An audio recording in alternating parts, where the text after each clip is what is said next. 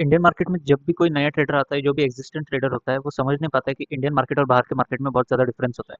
क्या डिफरेंस आता है उसके बारे में बात करते हैं। सबसे बड़ा मेजर एक ही डिफरेंस होता है बाहर के मार्केट में और इंडियन मार्केट में, कि इंडियन मार्केट में हमें प्रिडिक्शन और रिस्क ज़्यादा रखना पड़ता है, यानी कि हाई प्रिडिक्शन लेना पड़ता है, हाई प्रिडिक्शन करना पड़ता है और रिस्क भी बड़ा लेना पड़ता है। तो उसी रिस्क फैक्टर को याद रखते हुए एक छोटे से स्टॉप लॉस के साथ 1:10 का ट्रेड प्लान किया, शॉर्ट साइड में, पुट साइड में, और 300 पॉइंट्स का मैसिव ट्रेड मैंने कैप्चर किया। और उसी बारे में आज बताऊंगा कि इसके पीछे का लॉजिक क्या था। सबसे पहले तो कभी भी हायर टाइम फ्रेम के एनालिसिस मार्केट के लिए बहुत ज़रूरी होते हैं। तो देख लेते हैं कि मैंने ये ट्रेड कैप्चर कैसे किया। तो हम 4 आवर के टाइम फ्रेम पे जाएंगे और देखेंगे कि इस ट्रेड का लॉजिक क्या था। सबसे पहले बहुत सिंपल लॉजिक लिया मैंने यहाँ पे, मल्टीपल प्रिडिक्शन के साथ मैंने यहाँ पे लॉजिक लिया कि यहाँ पे इस पॉइंट पे 4 आवर के टाइम फ्रेम पे मंडे 25 मई से मार्केट एक पैटर्न में था। कैसे पैटर्न पे था कि मार्केट 2 ग्रीन कैंडल बना रहा था और नेक्स्ट डे 2 रेड कैंडल बनाया। उसके बाद मार्केट ने उसके नेक्स्ट डे मतलब 25 मई को मार्केट ने 2 कैंडल में अपना डे एंड किया 4 आवर के टाइम फ्रेम पे, और 26 मई को 2 रेड कैंडल में जर्नी एंड किया मार्केट ने अपने डे का। और 27 मई को फिर 2 ग्रीन कैंडल बने और मार्केट का डे एंड हुआ। तो इस लॉजिक के साथ कि मार्केट यहाँ पे अगर 2 ग्रीन कैंडल बना रहा है, 2 रेड कैंडल बना रहा है और फिर 2 ग्रीन कैंडल बना रहा है, तो यहाँ पे इस लॉजिक के साथ मैंने ये सोचा और प्रिडिक्ट किया कि मार्केट अभी यहाँ पे 2 रेड कैंडल बना सकता है। जस्ट प्रिडिक्शन लिया यहाँ पे कि मार्केट 2 रेड कैंडल्स बना सकता है, वो बनाया। पर ट्रेड कैसे एग्जीक्यूट किया वो बताता हूँ मैं।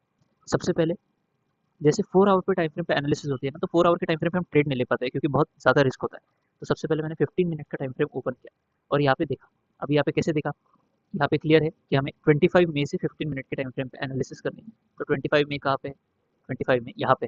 तो यहाँ से मैंने देखा कि एक मेजर कोई सपोर्ट एरिया है 3 डेज का, और वो मैंने ड्रॉ करने की कोशिश की और यहाँ पे वो परफेक्टली ड्रॉ भी हुआ।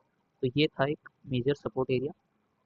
ठीक है, ये था एक मेजर सपोर्ट एरिया 15 मिनट के टाइम फ्रेम पे 3 डेज का, 25, 26 और 27 का। उसके हिसाब से मार्केट ने जो एक पंप दिया, ये वाला फर्स्ट कैंडल का 15 मिनट के टाइम फ्रेम पे जो पंप दिया, मैंने वहाँ पे ट्रेड एग्जीक्यूट नहीं किया। मैं रुका कि मार्केट यहाँ पे 15 मिनट के टाइम फ्रेम पे जब ये कैंडल ने यहाँ पे नेगेटिव क्लोजिंग दे दी, उसके बाद मैंने पुल बैक का वेट किया। और कैसे वेट किया, कभी भी जब हम 4 आवर के टाइम फ्रेम पे ट्रेड लेते हैं तो हम 15 मिनट के टाइम फ्रेम पे ट्रेड नहीं ले पाते, क्योंकि यहाँ पे देख रहे हो कि स्टॉप लॉस तुरंत हिट हो गया था। जैसे अगर यहाँ पे शॉर्ट करता, यहाँ पे शॉर्ट करता या फिर यहीं पे शॉर्ट करता, तो स्टॉप लॉस बहुत, मतलब स्टॉप लॉस की प्लानिंग करनी पड़ती है इजी भाषा में बोलूँ तो इसी वजह से मैंने 3 मिनट के टाइम फ्रेम पे मार्केट और चार्ट को शिफ्ट किया। अब 3 मिनट के टाइम फ्रेम पे क्यों, 1 मिनट के टाइम फ्रेम पे क्यों नहीं।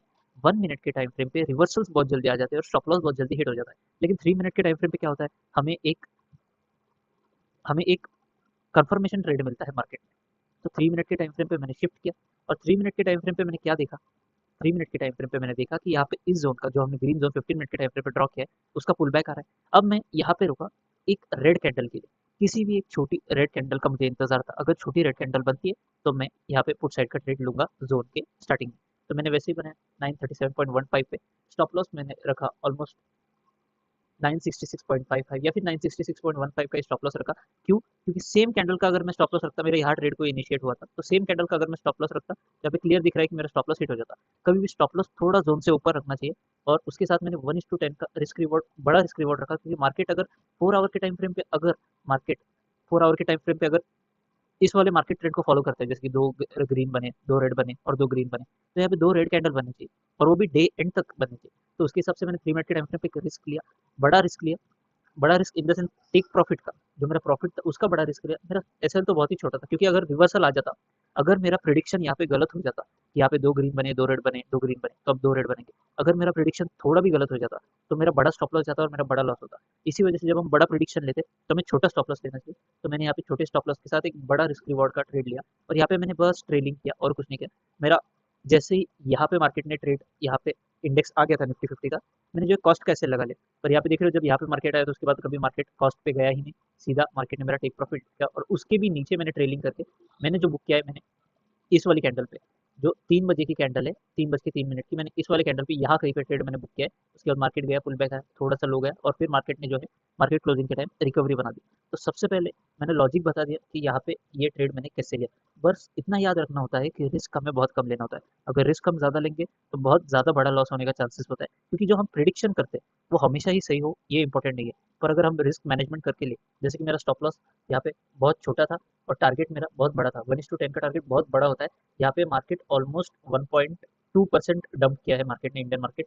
और इंडियन मार्केट में किसी भी इंडेक्स का इतना ज़्यादा डंप होना कोई नॉर्मल बात नहीं है, और वो डंप को मैंने कैप्चर किया है यहाँ पे। मैंने यहाँ तक के लिए मार्केट को जो है मैंने बुक किया है, तो मैंने ऑलमोस्ट ऑलमोस्ट 1.59% बुक किया। तो दिस वाज ह्यूज। और अगर आपको भी ऐसे ही सेम ट्रेड्स कॉपी करने हैं, तो मैंने ये सेम ट्रेड मैंने पर्सनल ट्रेड्स ग्रुप में भी दिया था, क्योंकि वहाँ पे जो भी मेरे प्रिडिक्शंस होते हैं वो मैं सबसे पहले डालता हूँ और उसके बाद ही ट्रेड लेता हूँ। तो आप भी उसके साथ ज्वाइन हो सकते हैं।